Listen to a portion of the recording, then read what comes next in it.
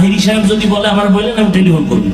এখানে আপনারা বিভিন্ন লাইনের ভক্ত আছেন, ওলামায়ে কেরামের, আপনাদের আলেমদের জিজ্ঞাসা করেন তো যে হাফিজ ভাই আসছিল এই কথা কইছে, আপনি কি করেন?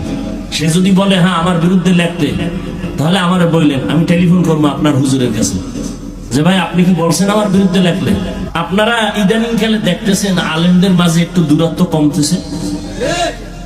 সত্য কথাটা বললেন, মানেন আর না মানেন, বিভিন্ন শ্রেণী পেশার বিভিন্ন ঘরানার আলেমদের মাঝে মোটামুটি একটু দূরত্ব আগের তুলনায় কমতেছে, এটা টের পাইতেছেন? সত্য কথাটা বলেন, টের পান? আপনারা দূরত্ব তৈরি করেন কেন? সাধারণ মানুষ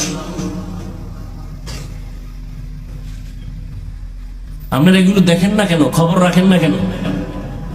আমার তো অন্তর বলতেছে সব ভেদাভেদ ভুলে সব আলেম একদিকে চলে আসতেছে, আসবে। আপনারা মাঝখানে সাধারণ মানুষ কেন দ্বন্দ্ব করেন?